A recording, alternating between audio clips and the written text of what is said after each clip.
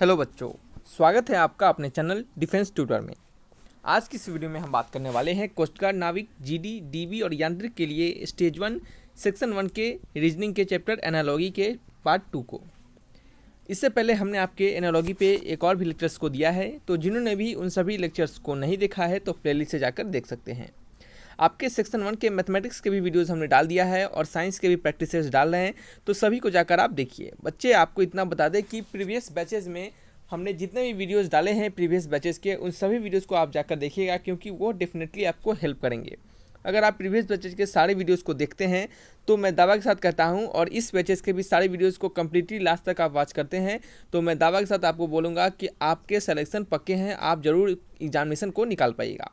हम जैसे जैसे बता रहे हैं, जो भी चीज़ आपको बता रहे हैं उसको सीखते चलिए, और साथ ही साथ आपके पास जो भी बुक्स है उसको फॉलो करते चलिए। इतना करने के बाद आपके डेफिनेटली सिलेक्शन होना पक्का है। प्रीवियस बैचेस के सारे वीडियोस को देखिए, न्यू बैचेस, अग्नि बैचेस के सारे वीडियोस को देखिए, साथ ही साथ जो भी बुक्स आपके हैं उसको फॉलो करते चलिए, आपका सिलेक्शन पक्का होगा। हम वीडियोस के लिए आपके बुक्स के लिए वीडियो जल्दी ही बनाएंगे आपको, तो आप बुक्स के बारे में टेंशन ना लें। जो भी पहले से बुक्स है आपको उसको पढ़ते चले, और न्यू आपके नए बुक के लिए हम आपको बताएंगे कि कौन सा बुक आपको लेना है। तो आइए स्टार्ट करते हैं वीडियोज़ लेक्चर को। और इस वीडियोज़ में आपको एनालॉजी सदृश्यता के पार्ट 2 को बताएंगे, और यहाँ पे जो क्वेश्चंस प्रैक्टिस होंगे वो आपके टाइप 1 के होंगे। इससे पिछले वाले वीडियोस में हमने आपको बताया था कि सदृश्यता यानी आपके एनालॉजी के 3 प्रकार होते हैं, यानी 3 प्रकार के उसमें क्वेश्चंस आते हैं, टाइप 1, टाइप 2 एंड टाइप 3। ठीक है, तो तीनों टाइप पे क्वेश्चंस हमने पिछले ही वीडियोस में दे दिया था कि तीनों टाइप में आपके कैसे कैसे क्वेश्चंस आएंगे। लगभग पिछले वीडियोस में हमने 13-14 के आसपास क्वेश्चंस करवाया था। इस वीडियोस में हम टाइप 1 से रिलेटेड क्वेश्चंस को यहाँ पे करवाने वाले हैं। सो आप क्वेश्चंस को देखिए और सीखिए, कैसे अप्रोच करना है इसको सीखिए, और जितने सारे अगर इस प्रकार के क्वेश्चंस अगर आप प्रैक्टिस कर लेते हैं तो आपको वहाँ पे हेल्प करेगा। आप डायरेक्टली क्वेश्चंस टिक मार के ही चले आइएगा। ठीक है, तो देखिए क्वेश्चन नंबर 1 की बात करते हैं। पहला क्वेश्चन है हमारा कि ट्रेन को रिलेट किया गया है पैसेंजर से, तो एरोप्लेन को हम किससे रिलेट करेंगे।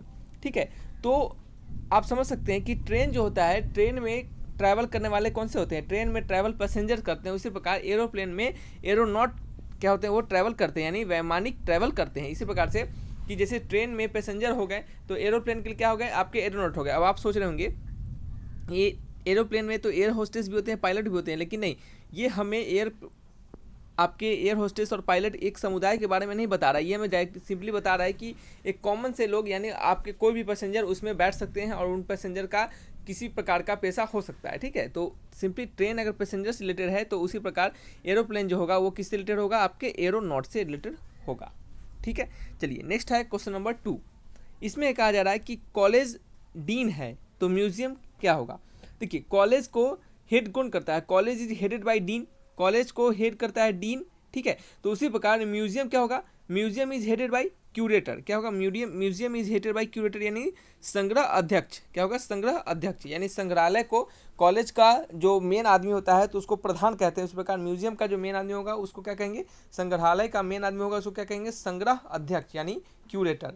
ठीक है, तो ये सभी जो आपके हैं इनको आपको सभी के मीनिंग को याद करना पड़ेगा और समझते चलना पड़ेगा, क्योंकि यहाँ पे भी सिनोनिम्स, एंटोनिम्स आपको बहुत काम आते हैं।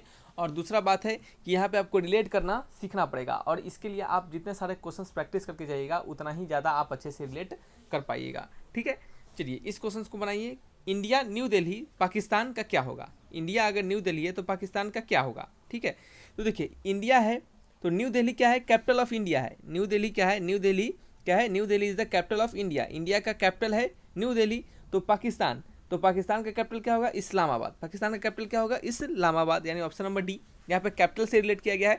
तो ये जो रिलेशन होता है, आमतौर पे बच्चे याद रखिएगा, यहाँ पे रिलेशन होता है, अगर आपको बता दें तो कुछ यहाँ पे रिलेशन हम लिखेंगे, उसी प्रकार के रिलेशन यहाँ पे देखे जाते हैं। ठीक है, चलिए हम लिख के बताते हैं आपको। देखिए यहाँ पे जो रिलेशन ज़्यादातर देखे जाते हैं, कंट्री कैपिटल। ठीक है, country capital, country and capital, याद रखिएगा इन सभी को। दूसरा रिलेशन आपका स्टेट एंड कैपिटल होगा। ठीक है, state and capital, state and capital. तीसरा रिलेशन आपको यहाँ पे क्या दिखाया जा सकता है, तीसरा रिलेशन दिखाया जा सकता है कंट्री एंड करेंसी। ठीक है, कंट्री एंड करेंसी। और क्या हो सकता है चौथा रिलेशन में आपका, इसके आपको पीडीएफ टेलीग्राम चैनल पे दे दिए जाएंगे, सो आपको टेंशन नहीं लेना है। आप पहले पीडीएफ के लिए टेलीग्राम चैनल ज्वाइन कीजिए। सिंपली आप लिख सकते हैं टेलीग्राम के सर्च रिजल्ट में कि डिफेंस ट्यूटर कोस्ट गार्ड और डिफेंस ट्यूटर ऑफिशियल, आप दोनों चैनल को ज्वाइन कर लीजिए। ट्यूटर यानी आपके जो कोस्ट गार्ड के चैनल है डिफेंस ट्यूटर के, उस पर आपको PDF मिलेंगे और सभी वीडियोस के लिंक मिलेंगे, और साथ ही साथ आपके जो ऑफिशियल चैनल है वहाँ पे आपके सारे डाउट्स को क्लियर किया जाएगा। आप अपने दोस्तों में भी वहाँ से बात कर सकते हैं, वहाँ पे बहुत सारे बच्चे और भी जुड़े हुए हैं। तो आपका जो चौथा होता है वो होता है इंस्ट्रूमेंट एंड मेजरमेंट। चौथा रिलेशन होता है, ठीक है, instrument and measurement. Instrument and measurement से आपके रिलेट करके क्वेश्चंस पूछे जा सकते हैं, यानी कंट्री और कैपिटल से रिलेशन पूछा जा सकता है। जैसे यहाँ पे क्वेश्चंस देख सकते हैं, यहाँ पे कंट्री और कैपिटल का रिलेशन था, उसी प्रकार स्टेट एंड कैपिटल का, कंट्री एंड करेंसी का, इंस्ट्रूमेंट एंड मेजरमेंट का रिलेशन पूछा जा सकता है। और उसके बाद आपसे क्या पूछा जा सकता है, क्वांटिटी और यूनिट। क्या है, क्वांटिटी, ठीक है, क्वांटिटी एंड यूनिट, ठीक है, क्वांटिटी एंड यूनिट से रिलेशन पूछा जा सकता है। साथ ही साथ आपका छठा नंबर में और क्या पूछा जा सकता है, आपका इंडिविजुअल एंड ग्रुप। क्या होगा, इंडिविजुअल एंड ग्रुप, ठीक है, इंडिविजुअल एंड ग्रुप। और रिलेशन क्या हो सकते हैं इसमें आपके, और रिलेशन हो सकते हैं इसमें आपके animals and young ones, animal and young ones, young one. ये देखिए इसका मतलब होगा एनिमल एंड यंग वन का मतलब, जैसे आपका डॉग अगर हमारा एनिमल है, यानी डॉग अगर बड़ा जानवर को कहते हैं तो उसके छोटे यानी डॉग के बच्चे को हम क्या कहेंगे, तो डॉग के बच्चे को क्या कहते हैं, पपी कहते हैं। उसी प्रकार से ये भी एक टाइप का रिलेशन होता है, जो कि इस प्रकार के रिलेशन आपके एग्जामिनेशन में पूछे जाते हैं, आपको डिफरेंट क्या करके आपके क्वेश्चंस को रिलेट करके। जैसे आपको बता दें, एक और बता दें थोड़ा सा, कि कॉकरोच, ठीक है, कॉकरोच होता है, तो कॉकरोच का क्या होता है आपका NYMPH, निम्फ। क्या होगा, निम्फ होता है, समझ रहे हैं। उसी प्रकार आपका 8 नंबर रिलेशन में क्या पूछा जा सकता है, 8 नंबर रिलेशन में पूछा जा सकता है मेल एंड फीमेल, ठीक है, मेल एंड फीमेल। अब 9 में देखिएगा, ठीक है, 9 में क्या पूछा सकता है, एनिमल एंड मूवमेंट। क्या होगा, animal and movement, animal and movement. देखिए जैसे आपका एग्जांपल आपको दे दे यहाँ पे, तो एनिमल एंड मूवमेंट का एग्जांपल समझिएगा, थोड़ा कुछ ज़्यादा टफ नहीं है, थोड़ा सा बस समझते चलना है। जैसे एनिमल और उनके मूवमेंट के बारे में समझे, तो जैसे आपके बर्ड हो गए, ठीक है, बर्ड क्या होते हैं, बर्ड फ्लाई करते हैं, क्या होते हैं, बर्ड फ्लाई करते हैं।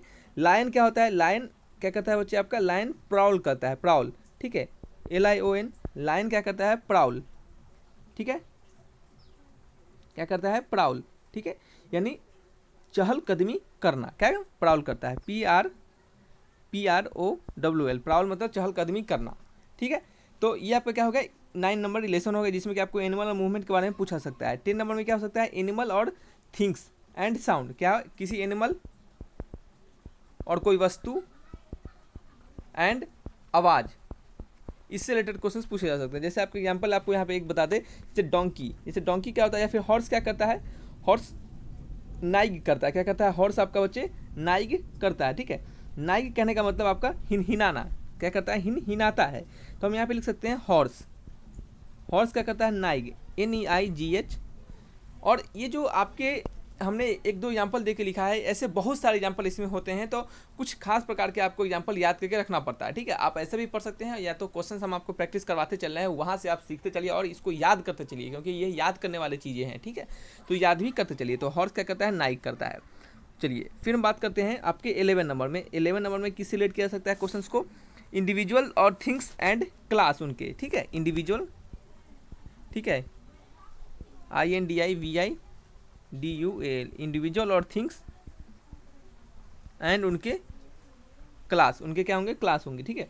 जैसे आपके मैन, एग्जाम्पल क्या हो गया, मैन को क्या कहते हैं, मैमल, मैन क्या हो गया, उनके मैमल में आ गए, मैन एक प्रकार का मैमल है। उसी प्रकार जैसे आपके ऑस्ट्रिच क्या है, ऑस्ट्रिच एक प्रकार का बर्ड है, भले ही वो देखने में बड़ा लगता है, लेकिन है वो क्या है, बर्ड है, ठीक है। स्नैक क्या होता है, स्नैक क्या होता है, ये एक प्रकार का रेप्टाइल है, ये क्या है, एक प्रकार का रेप्टाइल है। तो ये आपके एक रिलेशन हो गए, इंडिविजुअल एंड थिंग्स और उनके क्लासेस, वो किस क्लास में आते हैं, ठीक है, क्या है, वो किस क्लास में आते हैं, ठीक है। चलिए अब हम 12 नंबर में आपको बताते हैं। 12 नंबर में क्या आएंगे, 12 नंबर में आप क्या आ जाएंगे, कोई इंडिविजुअल्स एंड ड्वेलिंग प्लेस, ठीक है, ड्वेलिंग, DWELLING, ड्वेलिंग प्लेस। अब देखिए इंडिविजुअल एंड ड्वेलिंग प्लेस कहने का मतलब जानवर तथा उनके रहने का स्थान। जानवर, कोई जानवर हो गया तथा उनके रहने का स्थान, ठीक है। तो यहाँ पे लिख सकते हैं जानवर, जानवर तथा उनके क्या होंगे, उनके रहने का स्थान, उनके रहने का स्थान, ठीक है। जैसे इसके एग्जाम्पल आपको बता दें, इसके एग्जाम्पल क्या हो जाएंगे आप समझ सकते हैं। जैसे बर्ड क्या होते हैं, बर्ड कहाँ रहते हैं, नेस्ट में, नेस्ट में क्या होंगे, नेस्ट यानी कहने मतलब घोंसला में, ठीक है। उसी प्रकार एस्कीमो, आपने सुना होगा ESKIMO, एस्कीमो, ठीक है। एस्कीमो कहाँ रहता है, एस्कीमो इग्लू में रहता है, कहाँ रहता है, इग्लू में, IGLOO, इग्लू में, ठीक है। लायन कहाँ रहता है, लायन के घर को क्या कहते हैं, लायन के घर को कहते हैं डेन, DEN, क्या कहते हैं, डेन कहते हैं, ठीक है। तो ये क्या हो गया आपके 12 हो गए, 12 नंबर, जिसमें आपको इंडिविजुअल एंड ड्वेलिंग प्लेस से रिलेटेड क्वेश्चंस पूछे जा सकते हैं, समझ रहे हैं। तो और भी ऐसे टाइप है, तो आपको हम बताते चलेंगे। सो इसके लिए आपको टेंशन बिल्कुल लेना नहीं है। 12 प्रकार हमने इसमें बता दिया, और नेक्स्ट आने वाली वीडियोज़ में 12 के बाद हम जो प्रकार के होंगे उनको बता देंगे। फिर इन सभी प्रकार से आपको कैसे कैसे आपके क्वेश्चंस पूछे जाएंगे, इनके बीच क्या क्या आपका रिलेशन दिया जाएगा, इनको भी हम समझते चलेंगे, ठीक है। क्वेश्चन वाइज हम सीखेंगे, ताकि क्या होगा, हमारे हमें रटना नहीं पड़ेगा, और क्वेश्चन वाइज जब हमें मिलेगा पढ़ने के लिए, तो हमें क्या होगा, उसको थोड़ा सा आसानी होगा देखने के लिए। तो हमने यहाँ पे 12 प्रकार के आपको बताया है रिलेशन की, इस प्रकार से रिलेशन पूछे जा सकते हैं। चलिए हम क्या करने वाले हैं, अब हम नेक्स्ट क्वेश्चन को अपने बनाएंगे। क्वेश्चन नंबर कौन से को, क्वेश्चन नंबर हम बात करने वाले हैं क्वेश्चन नंबर 4 के बारे में, ठीक है।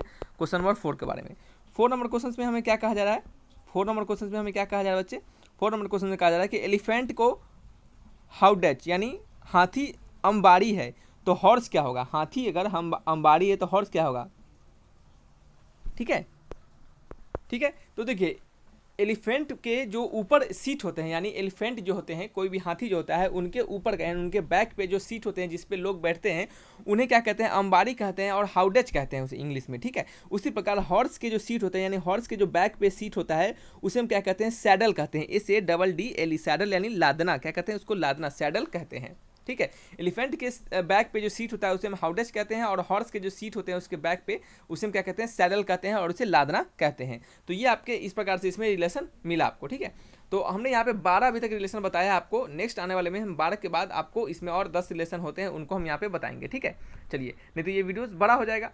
नेक्स्ट है क्वेश्चन नंबर 5 में, इसमें लिखा हुआ है पेंट्री क्या है, स्टोर है, तो स्कलरी क्या होगा। जैसे भंडार यानी संग्रह है, भंडार क्या है, संग्रह है, तो बर्तन मांजने की जगह, बर्तन मांजने की जगह क्या होगा, ठीक है। चलिए सोचिए इसमें क्या होगा इसका आंसर। देखिए तो ये जो क्वेश्चन आपका क्वेश्चन नंबर 5, ये एकदम बेहतरीन क्वेश्चन है। कैसे, देखिएगा, हम यहाँ पे किचन लिखते हैं, क्या लिखते हैं, किचन।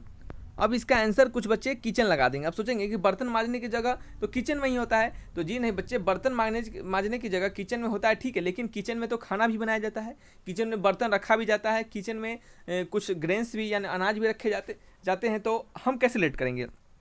तो समझिएगा, किचन में अगर किचन की बात करते हैं, किचन की अगर हम बात करते हैं, तो किचन में अगर हमारा बच्चे, किचन में हमारा अगर कोई फूड ग्रेन्स यानी ग्रेन्स स्टोर हो या फिर यूटेंसिल स्टोर हो, अगर यहाँ पे लिखते हैं स्टोरिंग ग्रेन्स, और क्या लिखेंगे, यूटेंसिल अगर ग्रेन्स स्टोर करे या फिर यूटेंसिल स्टोर करे या फिर कुछ और भी चीज़ स्टोर करे, तो उस जगह को क्या कहेंगे हम, किचन में ही उस जगह को क्या कहेंगे, पेंट्री, PANTRY, जहाँ पे समथिंग कुछ स्टोर किया गया हो, जहाँ पे समथिंग कुछ स्टोर किया गया हो, तो किचन में उस जगह को हम पेंट्री कहेंगे, ठीक है, क्या कहेंगे, PANTRY कहेंगे, ठीक है।